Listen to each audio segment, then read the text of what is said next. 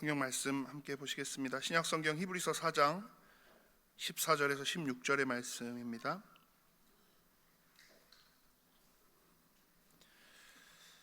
신약 성경 히브리서 4장 14절에서 16절의 말씀을 제가 봉독합니다. 그러므로 우리에게 큰 대제사장이 계시니 승천하시니 곧 하나님의 아들 예수시라. 우리가 믿는 도리를 굳게 잡을지어다. 우리에게 있는 대제사장은 우리의 연약함을 동정하지 못하실 리가 아니요 모든 일에 우리와 똑같이 시험을 받으시니로되 죄는 없으시니라.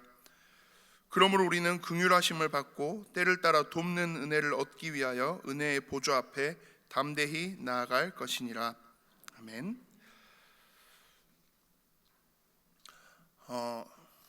담임 목사님은 우리 태국 RTS 일정 관계로 아까 2부 예배 마치고 이제 출발하셨고요. 오늘 올라가셔서 저녁 비행기로 이제 또 함께 태국 일정들을 진행을 하십니다.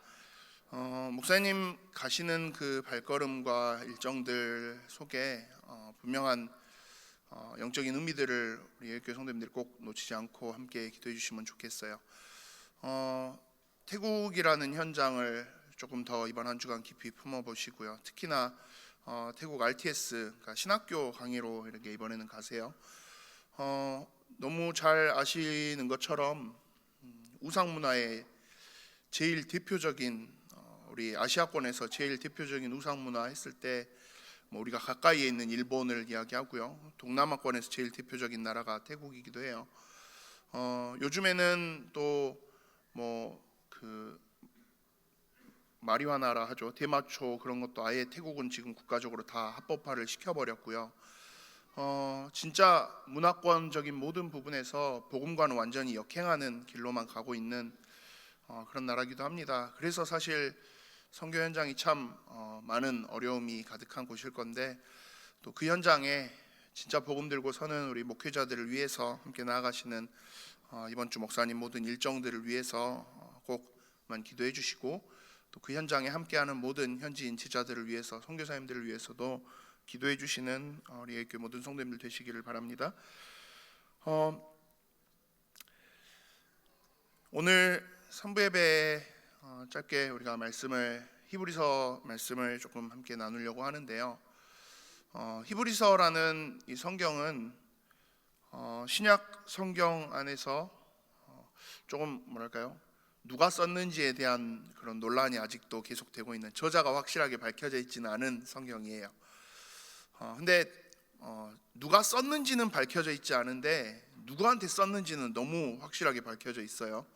제목이 히브리서잖아요. 이제 헬라어 원래 이제 제목을 그대로 하면 히브리인들에게라는 그런 부제가 붙어 있는 편지예요. 그러면 갑자기 히브리인들한테 왜 이 편지를 쓸까라는 이제 질문을 우리가 할 수 있겠죠.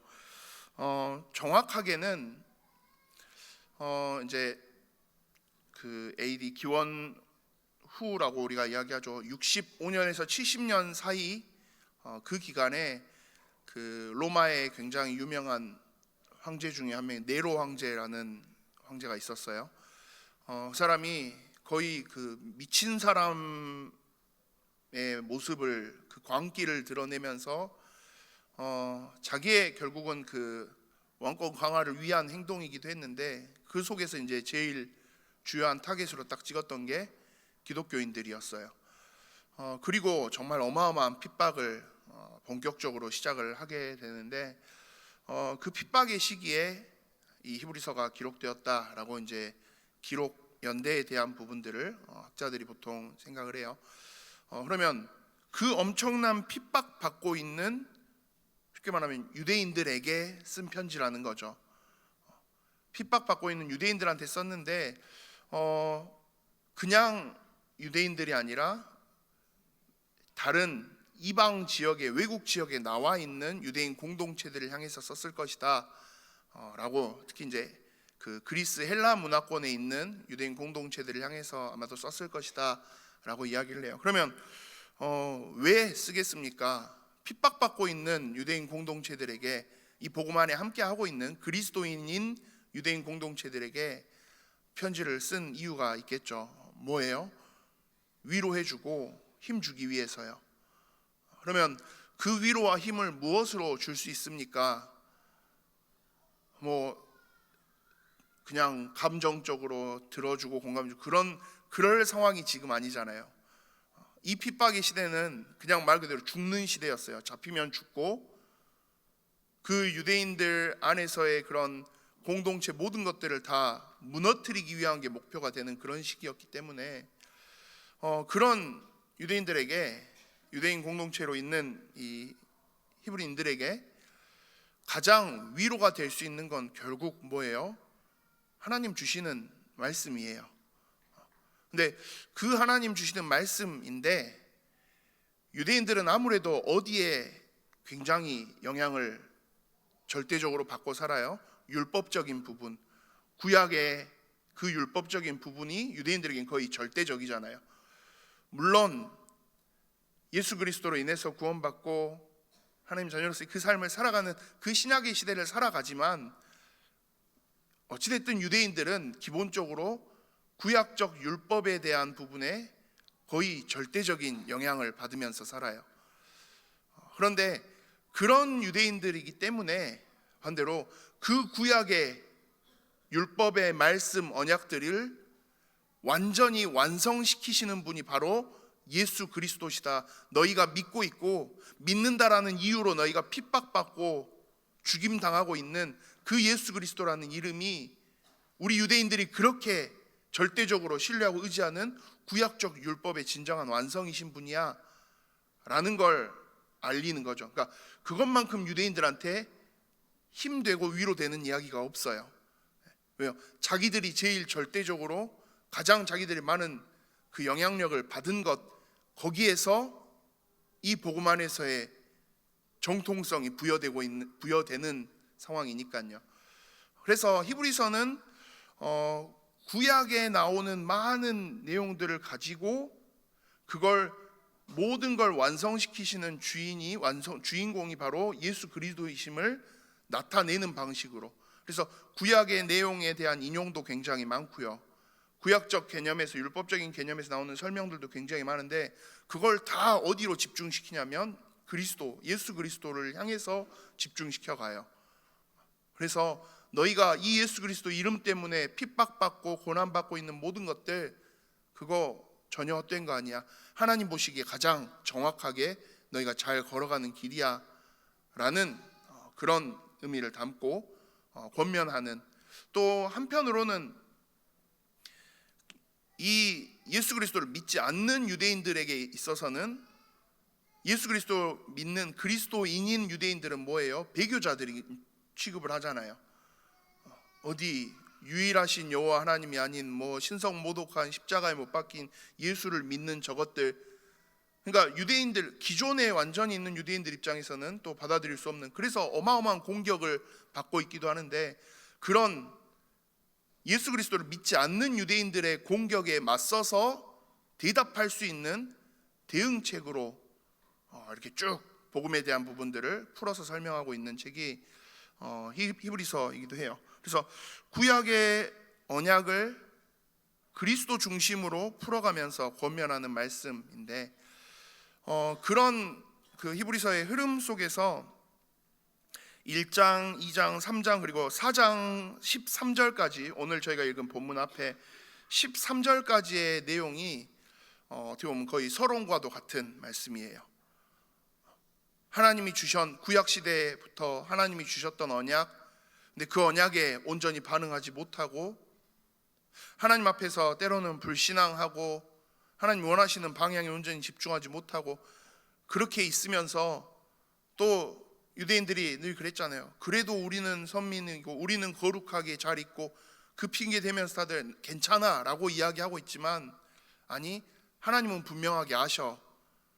하나님은 너희가 진짜 하나님 말씀에 순종하고 하나님 앞에 집중하면서 가고 있는지 아닌지 하나님은 분명하게 아셔 라고 이야기하고 있는 흐름이에요.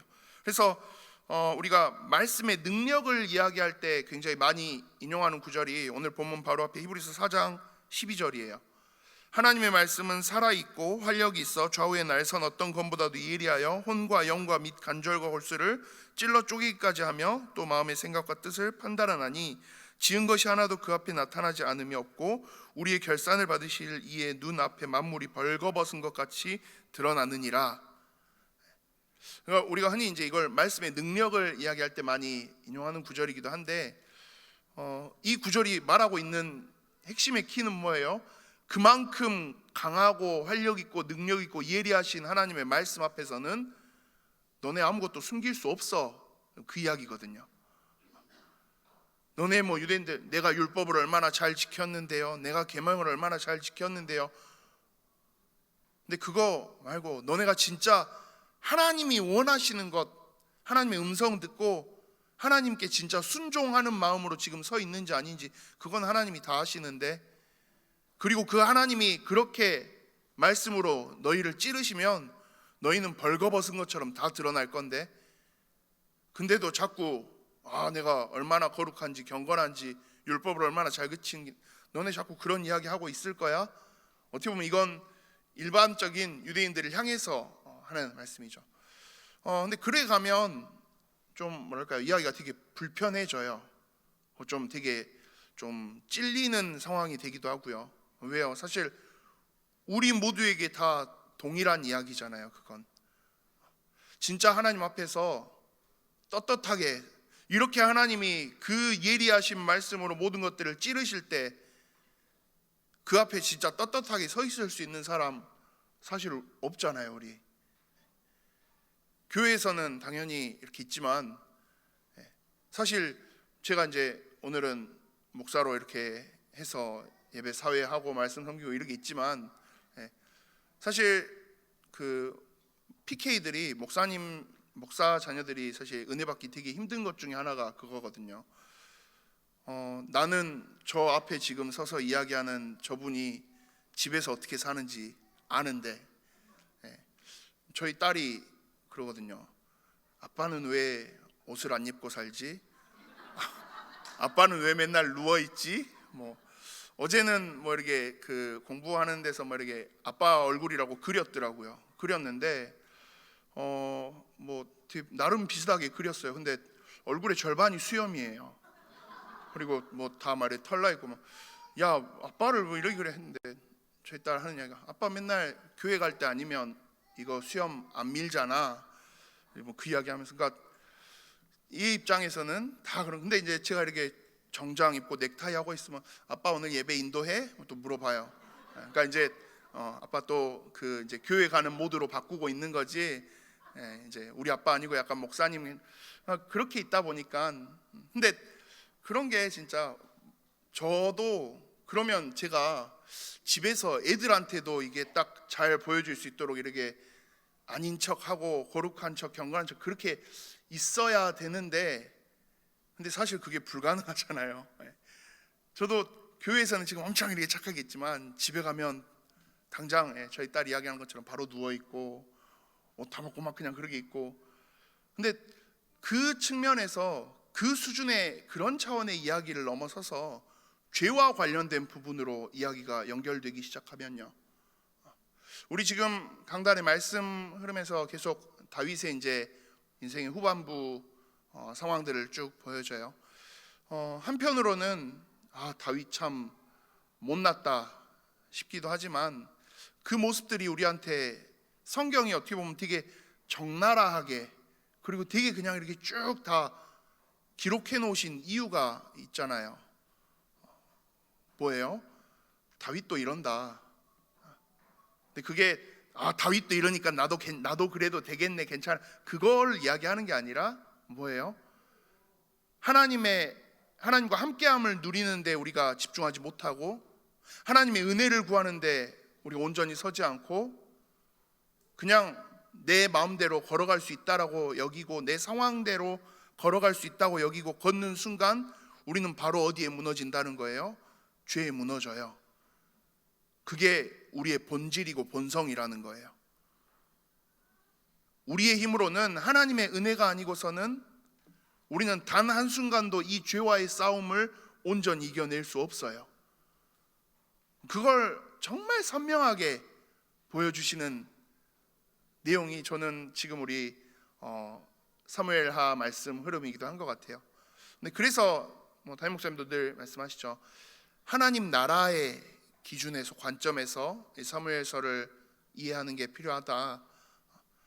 하나님이 쓰시는 사람은 어떤 사람이냐 했을 때 얼마나 완벽한 사람이냐, 얼마나 훌륭한 사람이냐, 얼마나 대단한 사람이냐가 아니고 얼마나 하나님을 인정하고 얼마나 하나님을 신뢰하고 하나님 앞에 순종하는 사람이냐, 그 관점에서 우리가 봐야 되는 거예요. 다윗이 참 모자란 부분이 많아요. 부모로서도 썩 훌륭하지 않은 모습들도 많이 보이고 왕으로서도 참 말게 훌륭한 모습들이 보이지 않는 지금의 흐름인데, 그런 다윗이지만 그래도 그런 다윗이 제일 잘했던 거 하나요. 어찌됐든 하나님을 인정하는 자리에 서는 거. 그래서 그 흐름을 정확하게 딱 설명해주는 구조로 히브리서 성경이 이렇게 쭉 진행이 돼요. 그래서 앞에 4장 13절까지 히브리서 전반부는 그냥 이 이야기를 하는 거예요. 너네가 진짜 이 죄악된 것들, 너희가 살아가는 율법적인 모든 부분, 그 부분에서 너희가 진짜 자유로울 수 있어? 너희가 진짜 참된 하나님 주시는 그 안식 다 누리면서 살 수 있도록 당당해? 떳떳해? 라고 찌르는 이야기를 계속 하시는 거죠.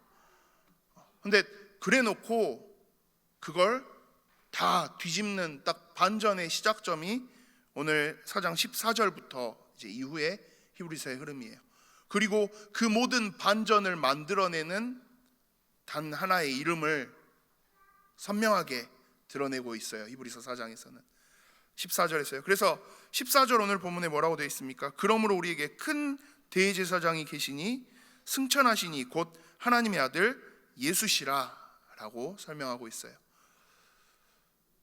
큰 대제사장이라는 표현 단어를 쓰시면서 예수 그리스도를 이제 설명하는데 큰 대제사장이라는 단어를 써요. 그러면 대제사장이면 대제사장이지 왜 또 큰 대제사장입니까? 아까 말씀드린 것처럼 히브리서는 구약적인 그 율법과 언약의 내용들을 그리스도 중심으로 풀어내고 설명하는 데 방향을 맞춘다고 했죠. 그래서 구약적 그 정서 안에서 죄인 된 우리가 그 구원함을 받고 하나님 앞으로 나아갈 수 있도록 만드는 그 역할을 해주는 사람이 누구였어요? 제사장들이었어요.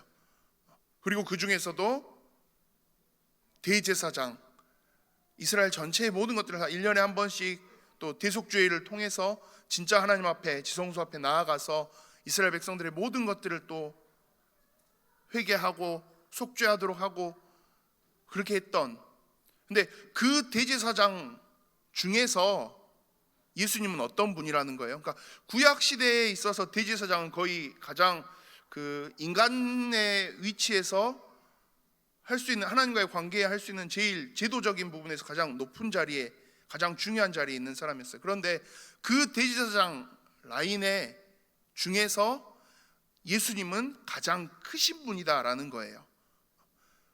그러면 이 크다라는 표현 자체가 어떻게 보면 그냥 이렇게 키가 크다, 등치가 크다 그게 아니라 존재 자체가 다르다라는 거죠.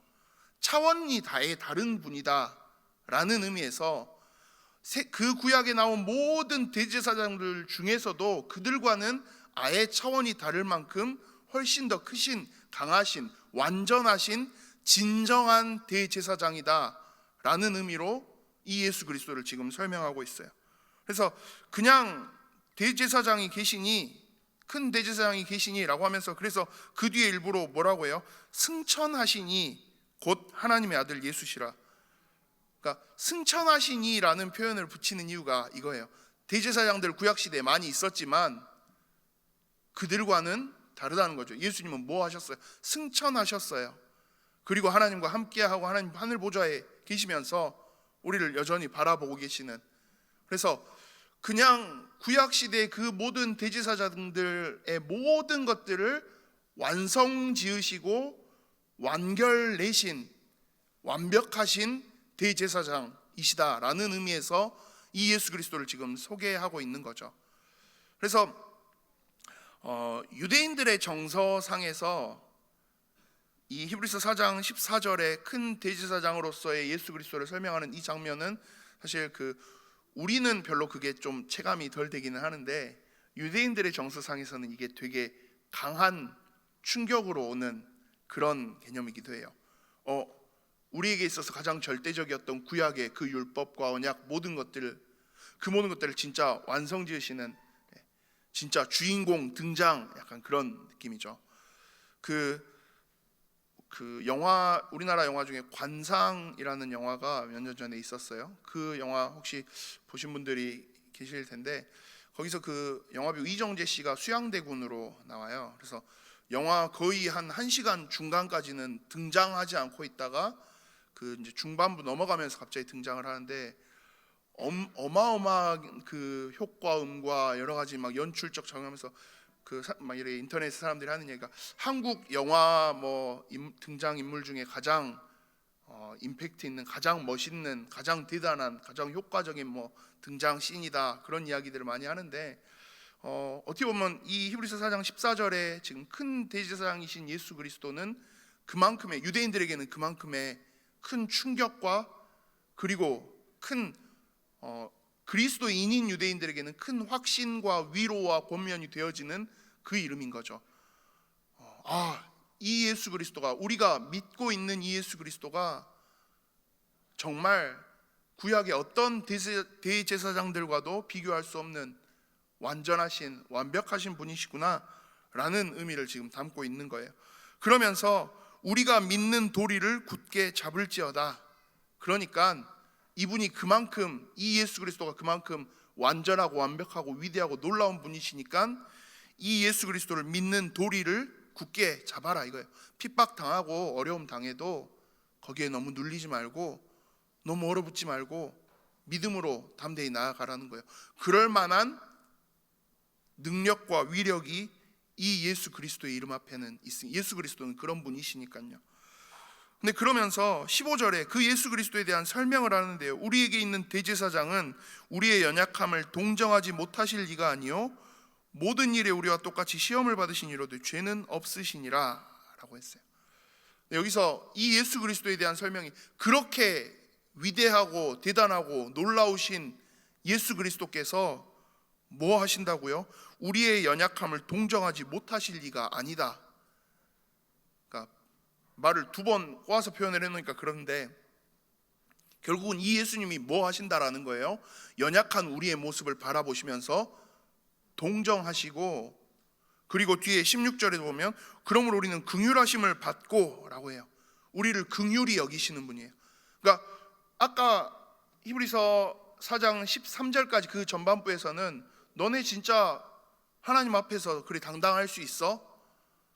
그 죄악된 그 유혹 앞에 흔들리지 않고, 세상이 말하는 그 방법에 주눅들지 않고 그래 갈 수 있어? 너네 안 그러잖아. 너네 맨날 넘어지잖아. 그래서 나는 안 되는구나, 우리는 안 되겠구나. 근데 그게 아니라는 거예요. 그런 우리의 연약한 모든 것들을 누가 이미 다 아신다고요? 이 예수 그리스도께서 이미 다 아신다고요. 그러면 이게 말하는 게 뭐예요? 죄 앞에 굉장히 연약해서 매 순간 또 다시 죄악된 길로 걸어가기도 하고요, 또 하나님이 아닌 세상의 것들을 바라보기도 하고요. 그렇게 매번 돌아가는 그런 우리의 연약함을 아신다라는 거예요. 그리고 그냥 아시고 너는 맨날 그러니까 안 돼, 탈락, 그게 아니라 뭐 하신다고요? 동정하시고 긍휼히 여기신다고요. 그래, 네 그렇게 연약하고 네 그렇게 부족한 거 내가 알아. 그래서 내가 너를 완전히 완벽하게 끝까지 붙들고 갈 거야 라고 말씀하신다는 거죠.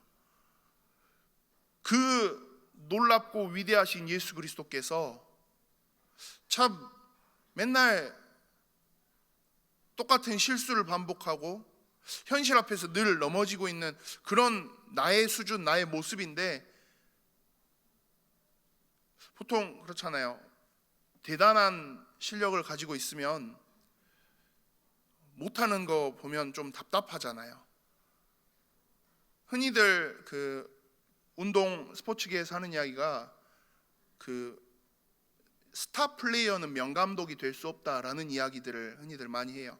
근데 그런 이유 중에 제일 큰 이유가 뭐냐면 스타 플레이어로 굉장히 뛰어난 실력을 가졌던 선수들이 감독이 됐을 때 제일 이해가 안 되는 게, 야 그냥 이거 이렇게 하면 되는데 그게 안 되는 선수들이 근데 훨씬 많거든요. 그 수준까지 안 되는 선수들이 훨씬 많은데 그 선수들을 이해할 수가 없는 거죠. 야 이건 그냥 하면 되는 거 아니냐? 선수들은 그러니까 어때요? 더 주눅 들고 그래 되는, 그게 일반적이에요. 근데 그만큼 대단하신 분이니까 저 감독님이 어떻게 나를 이해를 하겠어? 그래요. 감독님 당신은 재능도 있고 실력도 있고 대단하셨는데 나는 그게 안 되니까 답답하시겠죠. 그렇게 멀어지는 거죠. 근데 그 관점에서 지금 예수님은 어떻다라는 거예요? 그 위대하시고 놀라우시고 완전하신 그 예수님이 그 정도 되시면 너는 내가 어떻게 너를 구원하고 내가 너를 어떻게 붙잡고 가는데 또 다시 돌아가? 기회를 한 3번 준다, 많이 참아서 한 7번 준다, 뭐 그런 식이면 그래도 모르겠는데 그게 아니에요. 그냥 매번 같은 실수를 반복하고 늘 이 죄악된 흐름 앞에서 때로는 다 영적인 주도권 뺏겨버리고 그렇게 있는 우리를 그럼에도 불구하고요 아시고 동정하시고 긍휼히 여기신다라는 거예요. 이게 히브리서를 통해서 히브리서 기자가 이야기하고 싶은 하나님 우리에게 주신 복음, 하나님 은혜의 어떻게 보면 제일 중요한 핵심 포인트가 되기도 해요. 근데 이제 이 포인트를 보면 조금 다르게 이해하고 붙잡는 경우들이 발생하긴 해요. 그러니까 하나님 나에게 주신 은혜, 이제 내가 이 그리스도의 보혈의 능력 속에서 내가 이제 죄사함 받았으니까 이제 됐지요. 그러니까 나는 아무리 죄짓고 살아도 괜찮습니다. 이게 뭔가 구원론적인 측면에서는 맞는 이야기 같은데요. 사실 그게 앞에 우리 히브리서 4장 12절 13절 말씀으로 놓고 보면 하나님은 분명히 아시거든요. 지금 네가 하고 있는 그 말과 행동들이 진짜 하나님의 은혜를 신뢰해서 하는 건지 아니면 하나님의 은혜를 앞세워서 그냥 다시 죄 앞에 돌아가는 나를 합리화시키기 위한 영적인 방심의 선상에 있는, 무감각의 선상에 있는 건지 하나님은 아시는 거거든요. 근데 이 부분에 있어서 우리가 자칫 잘못하면 그냥 나한테 편한 걸로 우리가 해석해 버리려고 하다 보니까 그런 실수를 저지르는 경우들이 굉장히 많이 있어요. 근데 우리는 이 부분에 있어서 이 흐름들을 딱 정확하게 붙잡고 갈 수 있어야겠죠. 하나님이 나에게 주신 은혜, 그리고 그 은혜 속에서 예수 그리스도의 십자가 보혈의 능력으로 인해서 완전히 죄인 되고 하나님과 원수되고 버려진 자 취급을 당해야 됐던 나를 완전히 구원하시고 의롭다 칭하시고 당신의 자녀 삼으셨다라는 것. 네, 이 영적인 의미를 사실 정확하게 우리가 제대로 생각한다면 아까 말한 그런 이야기는 사실 할 수 없는 거거든요. 예수님이 다 해결했으니까 나 그냥 이제 죄 짓고 살아도 되는 거 아니에요? 그 말 자체가 얼마나 사실 예수님이 하신 이 구원의 은혜, 그 속에서 허락하신 우리에게 쏟으신 이 놀라운 긍휼의 사랑을 되게 우리가 가치 없게 만들어 버리는 거거든요. 진짜 예수님이 나에게 주신 이 복음의 능력, 이 구원의 은혜, 이 사랑을 우리가 온전히 안다면 사실 그렇게 할 수 없는 거예요. 자녀들이 우리 엄마 아빠는 나 사랑하니까 어차피 뭐 나를 뭐 호적에서 파내고 뭐 하고 뭐 그럴 거 아니니까 괜찮아, 나는 막 살아도 돼. 그거랑 똑같은 이야기잖아요. 결국은 그 실수가 반복되지 않도록. 근데 이 부분을 누가 제일 정확하게 아세요? 하나님이 제일 정확하게 아실 거라는 거죠. 아신다라는 거죠. 그래서 우리가 이제 오늘 이제 본문에서는 이야기하고 싶은 16절부터의 본문에서 이야기하고 싶은 핵심은 뭡니까? 그러므로 우리는 긍휼하심을 받고 때를 따라 돕는 은혜를 얻기 위하여 은혜의 보좌 앞에 담대히 나아갈 것이라 라고 말하고 있어요. 긍휼하심을 받았기 때문에 이 긍휼하심으로 우리를 바라보시고 품으시는 그 예수 그리스도가 있기 때문에 우리는 뭐 하면 된다는 거예요? 우리의 때를 따라가면서 하나님이 주시는 이 예수 그리스도를 통해서 우리에게 주시는 우리를 돕는 은혜를 얻기 위해서 은혜의 보좌 앞으로 나아가래요. 어떻게 해요? 담대히. 그래서 하나님의 자녀로 서 있는 우리가 매 순간 붙잡고 우리가 확인해야 되는 그 모습이 있다면요, 이거예요. 나는 지금 하나님 은혜가 필요하다라고 고백하고 있는지, 하나님 은혜를 구하면서 내가 지금 하나님께 나아가고 있는지, 이 안에 모든 게 다 있다라는 거예요. 심지어 우리를 돕는 그 은혜를 예수님은 이미 작정하시고 언제나 그 은혜를 쏟아붓고 계세요. 그런데 그 은혜에 내가 방향 맞추지를 않아요. 나 괜찮은데요, 나 잘하고 있는데요. 영적으로는요 제일 위험한 소리예요. 사실 나 진짜 괜찮아요, 나 얼마나 잘하고 있는데요. 만에 하나 진짜 잘하고 계신다 할지라도요, 사실 나 괜찮습니다, 나 잘하고 있습니다라는 말은 이미 그 위험함에 몇 발짝을 한참 들여놓은 이야기가 돼요. 왜요? 우리는 하나님의 은혜 구하고 하나님 은혜 앞에 집중하지 않으면 어떤 사람이니까요, 앞에 이야기한 것처럼 우리는 연약해요. 하나님 은혜 없이 여러분들 몇 발짝이라도 걸어가실 수 있으실 것 같아요? 하나님 은혜 없으면 우리가 예일교회가 얼마나 멋지게 앞으로도 계속 갈 수 있을까요? 아니요, 하나님 은혜 없으면 우리는 바로 끝이에요. 그런데 그래서 우리가 은혜 주시는 하나님 앞에 은혜를 구하고 기도하면서 나아가는 이 영적인 도전을 계속 해 나가야 되는데, 괜찮아요, 잘하고 있는데요, 괜찮은데요, 그거 자체가 너무나도 위험한 이야기가 되는 거거든요. 다윗도 그랬잖아요. 여호와 하나님이 다윗이 어디로 가든지 이기게 하셨어요. 그러고 나니까 블레셋도 암몬도 다 무너뜨리고 그렇게 있는데, 그 상황이 되니까 다윗이 이제 뭐 해요? 예전에는 광야에서는, 그리고 블레셋 앞에 설 때는, 사울의 추격 앞에서는 하나님의 은혜 구하면서 그렇게 갔는데요, 진짜 평화로운 시대가 찾아오고 나니까요, 진짜 응답의 시대가 찾아오고 나니까요, 바로 그러니까 어떻게 보면 너무 직설적으로 하나님이 다윗을 통해서 우리에게 이야기하시는 거기도 해요. 나 지금 괜찮은데요, 나 지금 좋은데요, 그 말이 갖고 있는 위험성이 얼마나 큰지를 말하고 있는 거예요. 흔히 세상 말로 등 따시고 배부른 상황이 찾아왔다, 그때가 우리에게 있어서는 제일 위험한 상황이 돼요. 왜요? 이 돕는 은혜를 향해서 담대히 나아가는 거, 사실 나아가기만 하면, 은혜를 구하면서 하나님 앞에 나아가기만 하면 하나님 모든 걸 다 허락하실 건데요, 예수 그리스도를 통해서 모든 것들을 다 완벽하게 일을 하실 건데요, 근데 그걸 하지 않도록 만들어요. 이게 사실 우리가 가지고 있는 가장 치명적인 연약함이에요.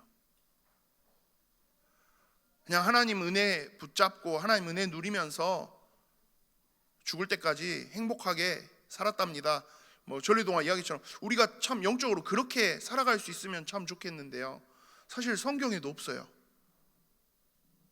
끝까지 이 여정을 쭉 완벽하게 이어간 사람이 성경에도 거의 없어요. 왜요? 그게 우리 본성이에요. 근데 그런 것까지도 아시고 아까 이야기한 것처럼 이미 그런 연약함까지도 아시고 예수 그리스도께서 완벽하게 다 구원하시고 보호하시고 인도하시고 중보하시면서 계셔요. 그래서 쉽게 말해서 지옥은 안 가요. 근데 그 순간까지 살아가는 우리의 삶의 여정이 계속 이 오르락내리락을 반복하게 된다는 거죠. 그러면 이 오르락내리락 하는 이 반복의 폭을 조금이라도 줄여보려면 어떻게 해야 될까요? 저는 그 방법이 16절의 이 말씀밖에 없는 것 같아요. 돕는 은혜를 얻기 위해서 은혜의 보좌 앞에 담대히 나아가는 거예요. 그래서 하나님, 나는 오늘 하나님의 은혜가 필요합니다 라고 고백하시는 게 사실 우리에게 있어서는 진짜 중요해요.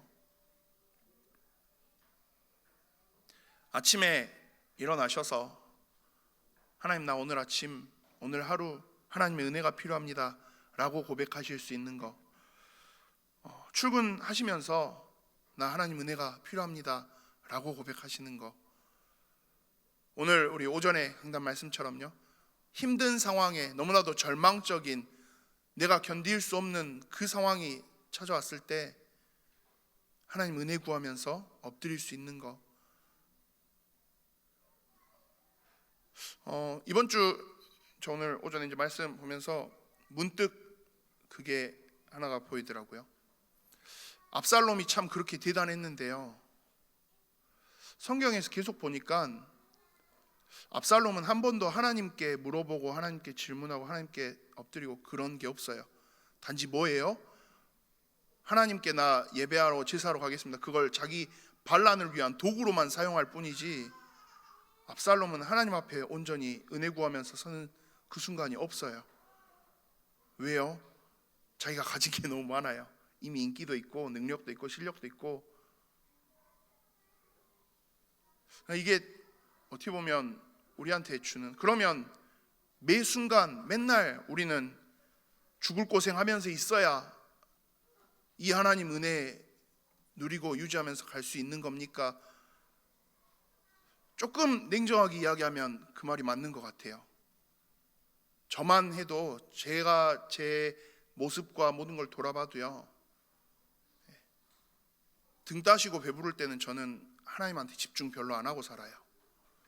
그리고 뭔가 막 발등에 불이 떨어지면 그때서 하나님 제가 잘못했어요, 하나님 제가 또 9월 한 달 제가 전에 없는 하나님한테 정말 많이 기도하면서 사는 9월 한 달을 제가 지금 보내고 있거든요.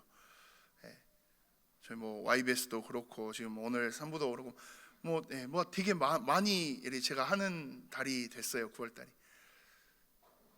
그러니까 어쩔 수 없이 엎드려서 기도하게 되더라고요. 하나님 저 한 번만 살려주시면 안 될까요? 그러고 또 드는 생각은 이거 9월 지나가고 나면 너 또 누워 있을 거지. 근데 어쩔 수 없어요. 그러다 보니까 하나님 입장에서 어때요? 몰아붙이시는 거죠. 이렇게라도 해야 네가 나 바라볼 거잖아. 이렇게라도 해야 네가 나한테 집중할 거잖아. 예전에는 저는 하나님 참 성격 이상하시다, 하나님 좀 잔인한 것 같다, 그런 표현들을 진짜 많이 했었어요. 그냥 좋게 좀 은혜 주시고 응답 주시고 하면 되는데 꼭 보면 사람 밑바닥까지 딱 끌어내리시고 죽기 직전까지 숨 넘어갑니다 할 때까지 가서 겨우 응답 조금 주시고, 하나님 왜 저를 이렇게 하세요? 많이 했거든요. 요즘 와서 보니까요, 그 하나님한테 뭐라 할 게 아니더라고요. 하나님 입장에서 그렇게까지 해야 너는 나 보잖아, 그렇게까지 해야 너는 내 앞에 오잖아. 그러니까 이게 하나님이 별난 게 아니라 내가 징한 놈이구나 라는 그 사실을 많이 깨닫게 되는 것 같아요. 근데 이게 자녀의 개념으로 넘어가면요, 제 아이들을 봤을 때 이 아이들도 나하고 똑같이 그러면 해야 되나? 얘네들도 계속 바닥 찢고 죽을 고생해야 겨우 하나님 앞으로 다시 돌아오고 천부에 의지 없어서 하고 또 일 풀리면 다시 세상을 향하여서 그러다가 또 죽을 고생하면 다시 하나님. 제 애들은 이왕이면 안 그랬으면 좋겠는 거죠. 물론 그것 자체가 뭐 나쁘다라고 말할 수는 없는 거지만 이왕이면 조금 그런 너무나도 높낮이 심한 큰 아픔 앞에 계속 노출되면서 겨우겨우 하나님을 알아가는 그렇게는 안 했으면 싶은 거죠. 그러려면 어떻게 해야 돼요? 그러려면 우리가 평화롭고 응답 속에 있고 여유로운 그 시간이 왔을 때 우리가 이 고백을 놓치지 않고 설 수 있어야 돼요. 나 괜찮은데요가 아니고요. 하나님, 나 하나님 은혜 아니었으면 또 바닥이에요. 물론 그 바닥을 통해서 하나님이 나를 끌어올리시겠지만 큰 대제사장 되신 이 예수 그리스도께서 나를 인도해 가시겠지만 그래서 나에게 필요한 것 오직 하나님의 은혜입니다 라고 고백할 수 있는 거예요.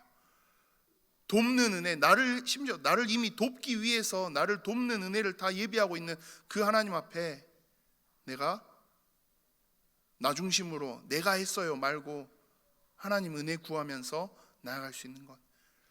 신앙생활을 계속 해나가다 보면 어느 순간부터 하나님 은혜를 구하면서 나가는 그 고백 자체를 되게 안 하게 되는 것 같아요. 그리고 되게 그냥 좀 이렇게 좀 더 수준 높은 내가 그런 기도해야지 그런 함정에 빠지기도 해요. 근데 아니요, 사실 제일 수준 높은 기도는요 하나님 앞에 은혜 구하는 이 기도예요. 하나님, 내가 이만큼 이제 성경을 읽고 내가 이만큼 기도했고 내가 영적으로 이만큼 섰으니까 하나님 한번 맡겨주십시오. 그 별로 좋은 말은 아닐 수 있어요. 하나님, 끝까지 하나님 은혜 주셔야 됩니다. 그리고 그 은혜 주시는 하나님을 향해서 내가 계속 나아가기를 소망합니다. 하나님께 고정되고 하나님께 집중되어질 수 있도록 하나님 나에게 은혜 주십시오. 그렇게 고백하며 서시는 발걸음이 예의교회 모든 성도님들의 발걸음이 될 수 있기를 소망합니다. 내가 원하는 것, 내가 편안한 것, 그거 향해서 가는 게 쉬워요. 영적으로는 그게 곧 무너지는 시작점이에요. 철저하게 하나님 은혜를 바라보고 이 은혜 주시는 예수 그리스도께 집중하면서 은혜를 구하면서 나아가는 것, 그게 우리에게 있어서는 영적으로 가장 안전하고 완벽한 길이 됩니다. 은혜 구하며 하나님 앞에 나아가시는 그런 한 주간이 시작되어지기를 간절히 소망합니다. 기도합니다. 살아계신 하나님, 놀라운 은혜로 나를 구원하시고 큰 대제사장 되신 예수 그리스도를 통하여서 완벽하게 완전하게 온전히 나를 구원하여 주시고 연약하고 부족한 나의 모든 모습 다 아시고 긍휼히 여기시며 은혜로 도우시며 인도하시는 이 귀중한 하나님의 놀라운 사랑 앞에 내가 있음을 말씀 속에서 우리가 확인합니다. 하나님, 나의 현장에 나의 삶 속에서 이 은혜 주시는 하나님을 향하여서 은혜를 구하며 담대히 나아갈 수 있도록 하나님을 향해 더욱더 집중하며 하나님 은혜를 구하며 설 수 있는 은혜를 향한 간절함으로 일어서는 우리 예의교회 모든 성도님들 되어지도록 주님 역사하여 주시옵소서. 감사를 드립니다. 살아계신 주 예수 그리스도 이름으로 기도합니다. 아멘.